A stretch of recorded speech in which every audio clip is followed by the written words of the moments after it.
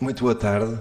É uma grande honra Good afternoon. It's a poder aqui na great Universidade de honor Colômbia, na to be SIPA, here at Columbia com o University ministro Edison Lobão. with Minister Nem Edison agradecemos o Lobão. facto de se We ter deslocado thank de propósito his para having transmitir come all the way as over here mensagens to sobre tudo fantástico give que us está a suceder no Brasil. his message of all the great things that are happening in It's a Brazil. privilege for the second year to inaugurate the Leaders in World Energy series.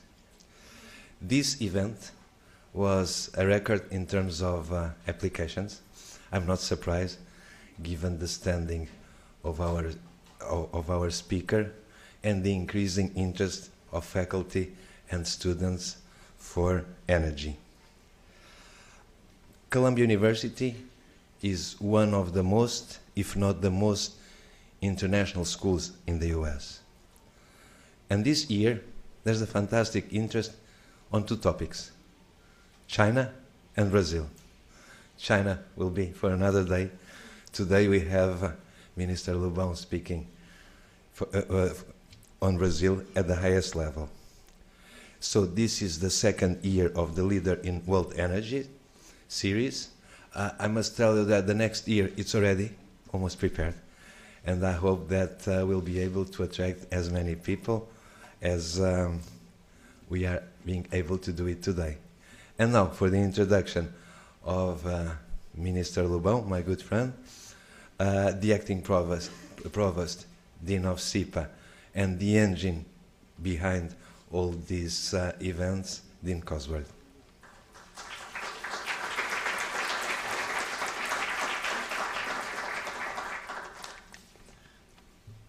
Well, welcome this evening. I want to correct one small error that Manuel Pinho just made. He described me as the engine behind these events. In fact, he's the engine. I've merely been a passenger taking advantage of his energy and commitment to this series. SIPA, as you know, has long had a curriculum and a center for research on energy, and it is that commitment that is highlighted by this evening's event and the series on leaders in global energy, which we began last year. This is the centerpiece of a new initiative launched by SIPA to identify solutions to the challenges of creating sustainable energy while protecting the environment and reaffirming corporate citizenship. Our initiative and this lecture series has been made possible through support by Energias de Portugal, one of Europe's leading electricity operators. EDP's interests in conventional and renewable power extend across 11 countries on 4 continents, including the United States. To kick off this year's series, we are honored to host Edison Lobão, Brazil's Minister of Mines and Energy. Minister Lobão has been active in Brazilian politics for many, many years. He began his career as a working political journalist for Maqui magazine and for Correio Brasiliense and Última Hora newspapers. He began his public career as a politician in the state of Maranhão as a congressman for 4 terms. Then he served as a senator congressman for 2 terms, a governor for 1 term, and now he has served, I think he's in his 4th term as a senator, and senators in Brazil are elected for 8 years. So he's a relatively young man who has, in addition to his distinguished career, also served in positions of incredible trust and responsibility, both in the Senate of the Brazilian Republic and in the central administration. Perhaps one of his most important responsibilities was to assume the presidency of the Senate in Brazil, which helped to bring a solution to a serious political crisis which the President of the Republic was forced to resign. And in so doing, helped to reaffirm the strength of Brazil's democratic institutions. Minister Lobão has presided over the Brazilian group at the Interparliamentary Union and been its vice president. He was also president of the Pension Fund Institute of the Congress. You have to really enjoy the trust of your colleagues to have such a position. And according to corporate leadership opinion polls, he's considered one of the most active, prestigious, and trusted senators in Brazil. His experience in the field of mines and energy began during the presidency of President Lula, when he served as Minister of Mines and Energy from January 2008 until 2010, when he left the ministry in order to run for re-election. And he won those elections. He was re-elected to the Senate again, and shortly after her election, President Dilma Rousseff appointed him as Minister of Mines and Energy in her administration as well. Brazil is about to become one of the major energy producers in the world. It is already a significant contributor to energy security. It is a leading exporter of ethanol, but its traditional position as a net importer of hydrocarbons is going to end, and it is now possible that Brazil would be producing as much as $5.5 million barrels a day of oil within the next decade or two. And the person who is responsible for making the key decisions that will determine Brazil's energy future, both in the area of alternative sources of energy and in the area of energy production and oil production, is Minister Lobão. I can't think of anybody who is in a better position to inform us about the amazing developments that are taking place in Brazil today. Thank you for coming, sir, and welcome to SIPA.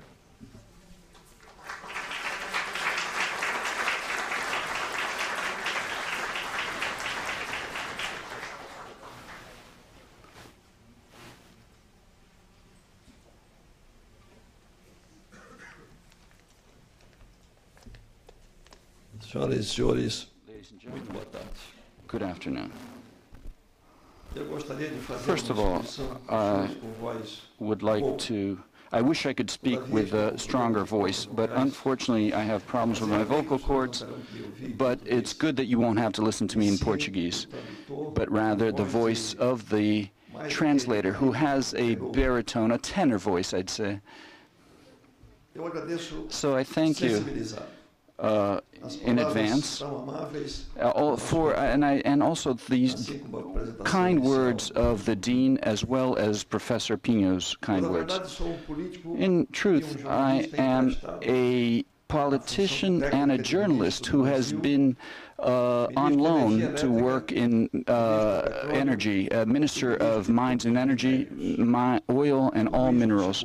All of this Na pasta ministerial que eu is dirijo. part of my responsibilities in the ministry. It's a great honor Participar desta for me to edição da participate série de in this conferências series of da lectures Escola de of the Assuntos School of Públicos International e and Public Internacionais Affairs da Universidade de of Colômbia. Columbia University. Uma das mais conceituadas One instituições of de the best, most renowned teaching and research university in the world. Since the 18th century, this university stands out for its excellence in teaching, studies, and research, and has contributed throughout its history to the development of the United States. This nation, which is a source of pride for so much of the world. By organizing this series of lectures with leaders from different countries and its academic community, Columbia University offers a great contribution to the debate on the future of energy in the world.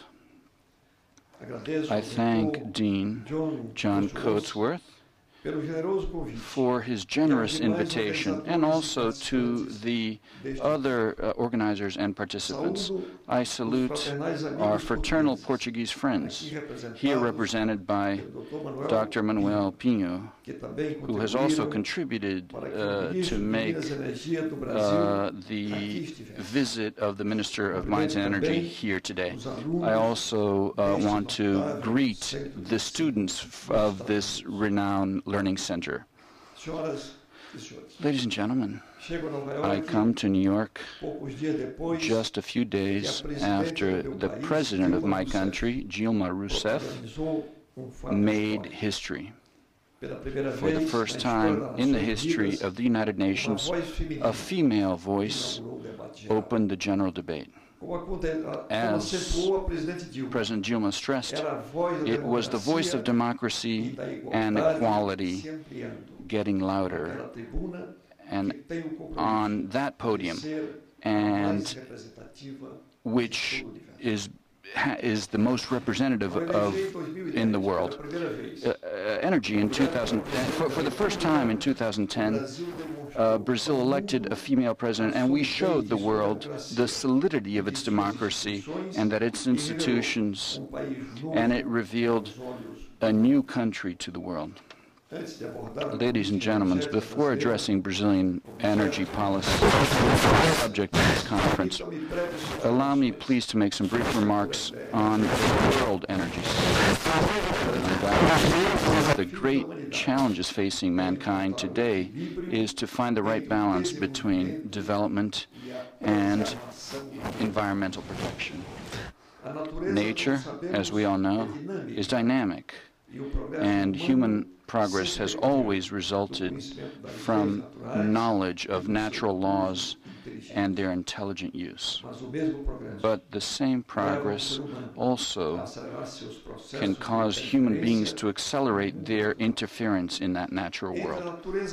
Between untouched virgin nature and a radically transformed nature to the extent of becoming a threat to our race, human race, we must opt rather in favor of a path that leads us to the so-called sustainable economy. Energy is fundamental in this process.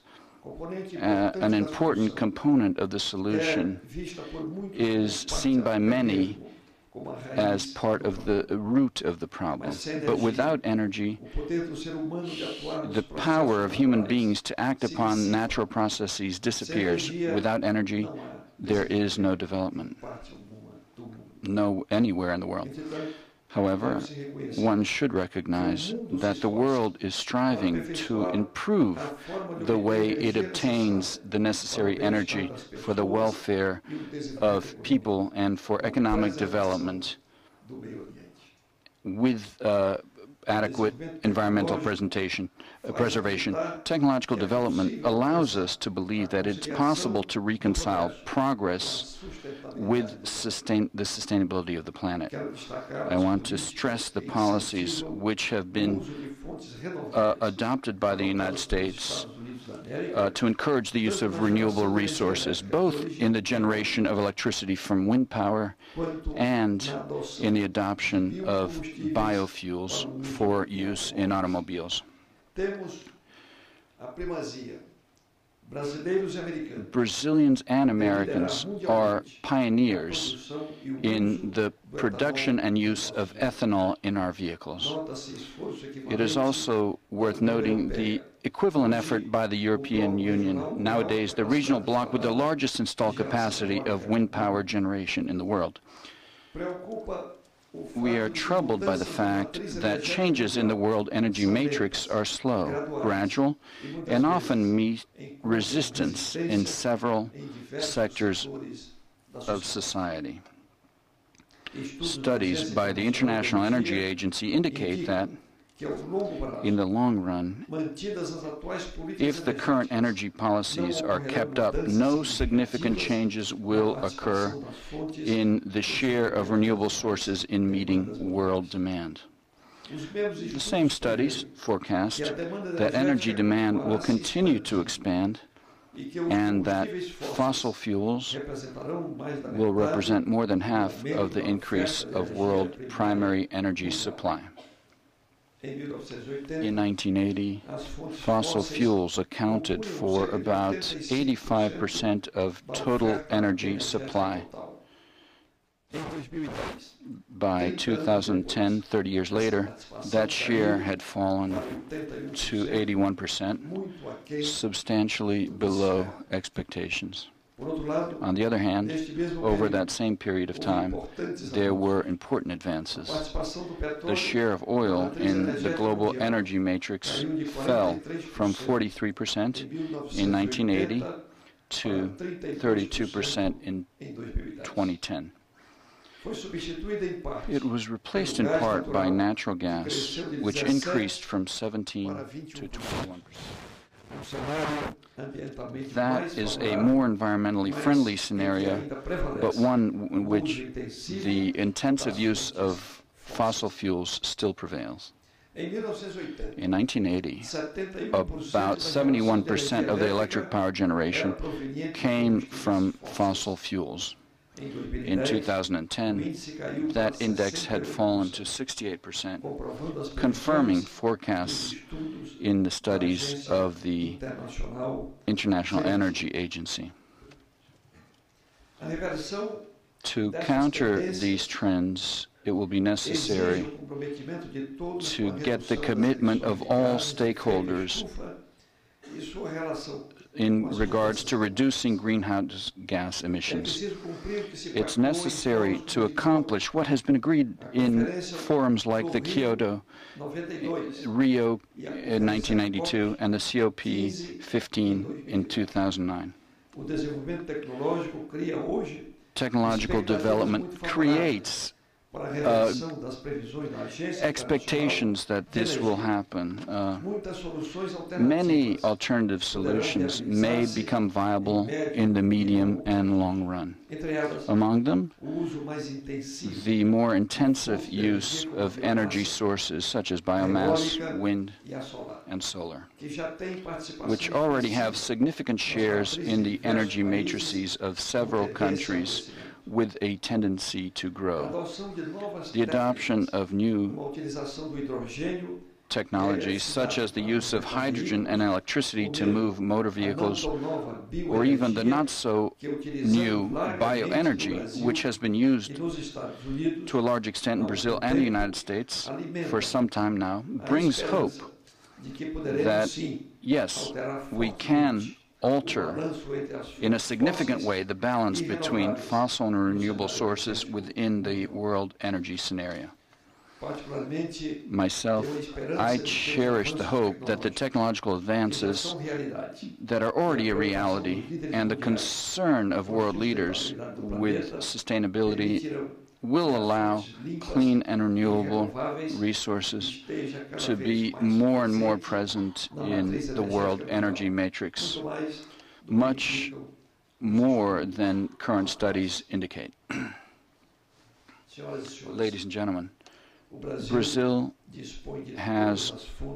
enjoys all the primary energy resources in significant amounts, and soon it will be self-sufficient and become an energy exporter. Thanks to the strong presence of renewable sources, our electrical matrix emits very small amounts of greenhouse gases. The generation of electricity in Brazil accounts for only 2% of greenhouse gases emitted by the country. We could only achieve these numbers because our energy is mainly based on hydropower.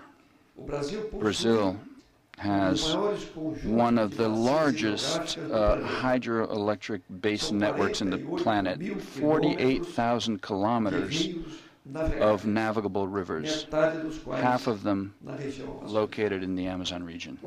The use of that wealth rationally and intelligently, with absolute respect to the environment, for the production of electric energy is fundamental for Brazil's development.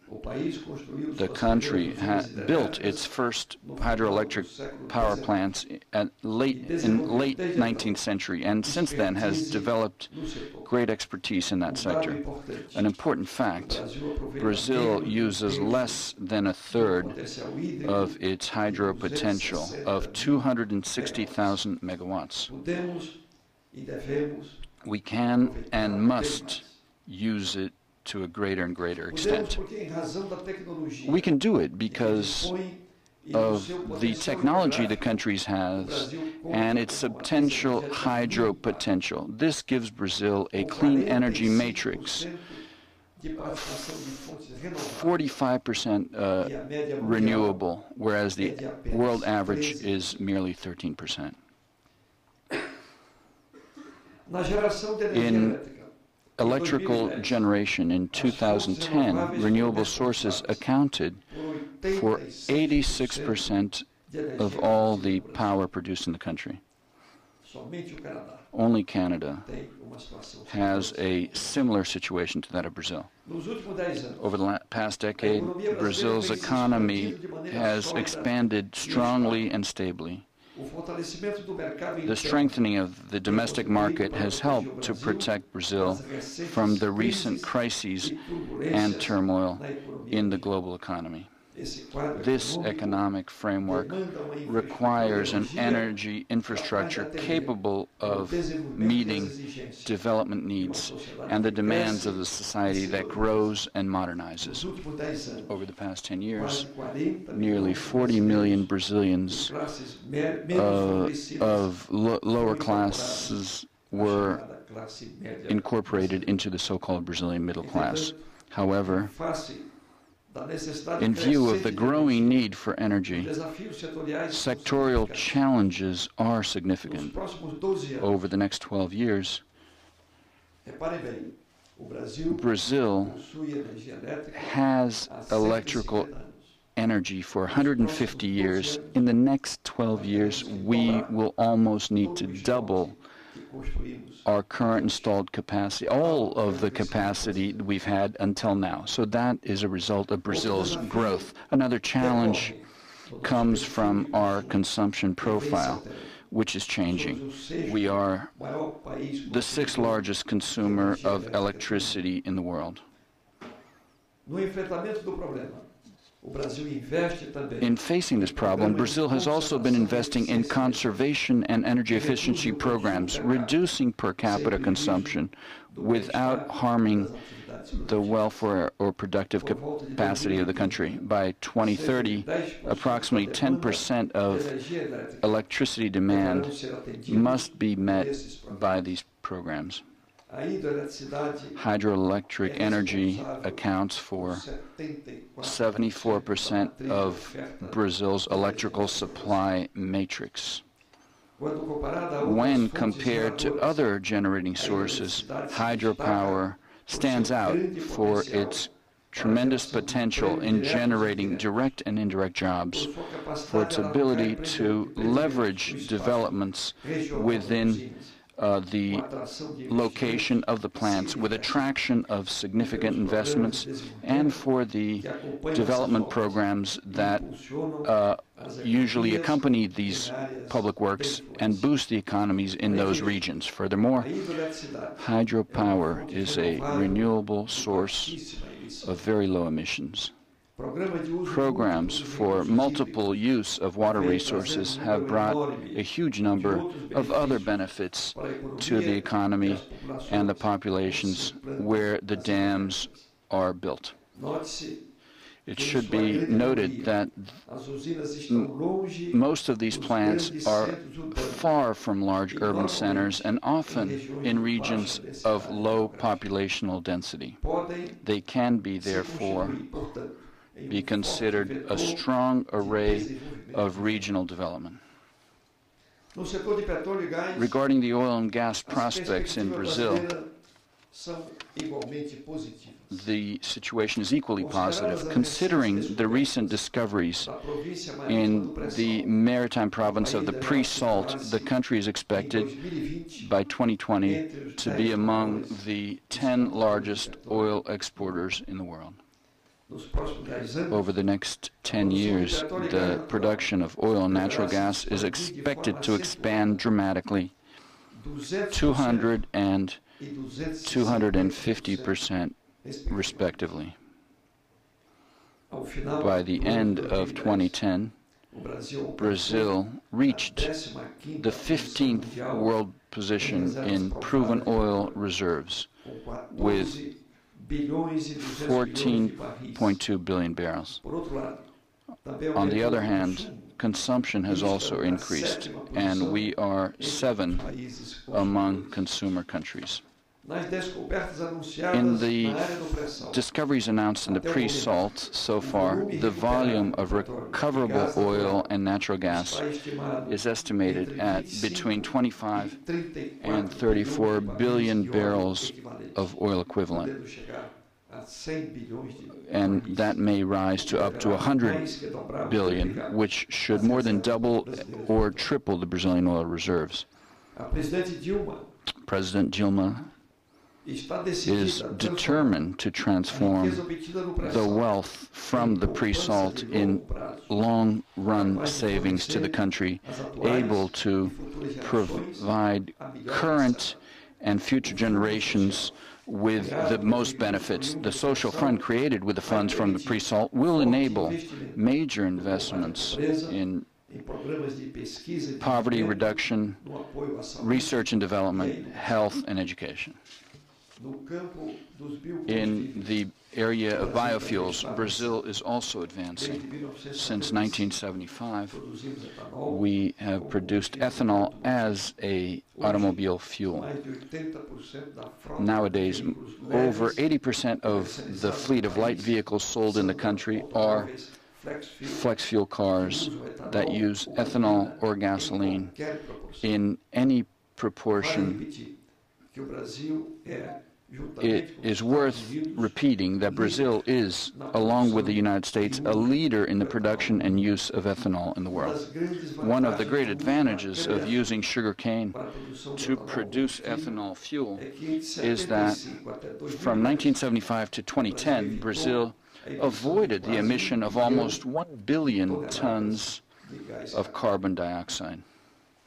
This savings amount corresponds to over 1,500,000 barrels of oil equivalent. Also in the biofuels area, I must mention the national program of biodiesel production and use, created in 2004, and which has already resulted in the use of 5% blend of petroleum diesel mandatory in all of the country. This program has a special feature, which is the inclusion of family farms in the production of oil to be used in the manufacture of biodiesel. In the biodiesel auctions, 80% of the market is directed towards businesses that maintain links to purchases of raw materials from family farms. Ladies and gentlemen, Brazil's economic progress in recent years can be seen in the improvement of the living conditions of a great part of our population, most noticeably the social groups that historically were excluded from development in the country. The country rushes to grow and develop in order to overcome its social problems. As a great democratic notion, we think we can contribute to a healthier and fairer world. To maintain this pace of development, Brazil must not and cannot give up the use, the intelligent and rational use of its natural resources, which we have still retained for the benefit of future generations. One of these riches is the water of our rivers and the potential that they concentrate for the production of clean and renewable energy. The country should persist in its policy of using clean and renewable and electrical energy and expand this share in a complementary way with other renewable sources, mainly biomass, wind, and solar. By reducing greenhouse gas emissions in the atmosphere, the Brazilian electricity sector contributes to a cleaner and more sustainable planet. We will intensify our bilateral cooperation programs with the United States, especially in the field of renewable energy, as established during the visit of President Barack Obama to Brazil earlier this year. Columbia University, which has always shown great interest in Brazil, can and should participate in this cooperative effort through its academic community to better understand our country. For Brazil, the Center for Brazilian Studies in this campus, the inauguration of the Center for Brazilian Studies in 2001 was an important initiative in strengthening relations with this country and was a landmark in our relationship with universities in this country. Brazil has a lot to learn at this university and a lot to learn from the United States. I thank once again this opportunity to be present at the University of Columbia by invitation of the School of Public and International Affairs to talk to you about such an important issue to the modern world, which I can see presents keen interest to the younger generation here present. I hope that I have demonstrated Brazil's strong commitment in the search for the adequate balance between development and environmental preservation, which, after all, is the only sure way to build a better world. My country is growing and wants to develop, but in a healthy and balanced way. And in building this future, we know we can count on the institutions such as this and the American people. Brazil is nowadays the 7th largest economy in the world. 40 years ago, we were the 55th. In a mere 30 years, it is projected that Brazil may be as high as the 4th largest economy in the world. So we are speeding forward, but we will only be able to reach that goal with energy production. Thus, our programs to produce energy in all fields.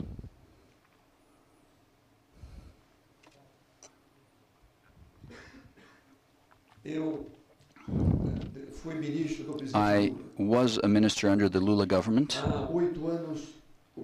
During 8 years,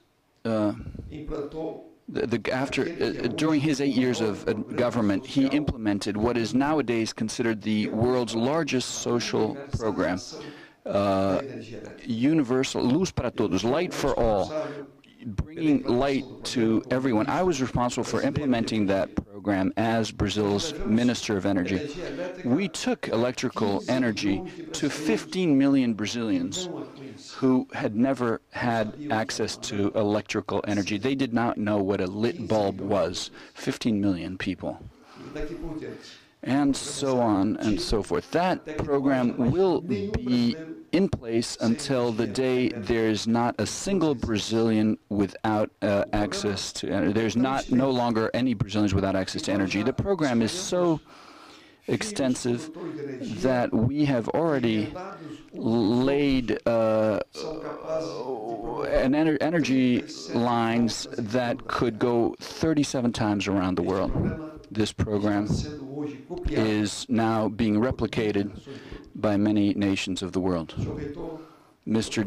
Dean, Professor Pinho, dear students of this important university, it's a great pride that I'm here with you today. I came here in spite of the difficulties, but I felt I needed to comply with my commitments to this university. Tomorrow I'll be going to Utah, where I will make a similar presentation and where I will be given a honoris causa degree. I have traveled all over the world, telling the people of the Brazilian experience how it is possible to generate clean electrical energy, clean and renewable.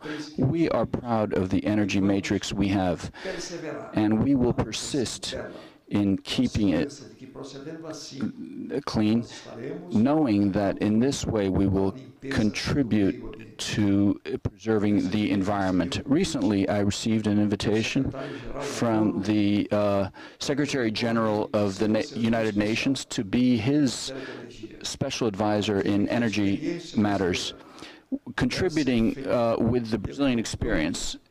And I am, as much as I can, ready and willing to contribute with the United Nations as much as I can. Thank you very much.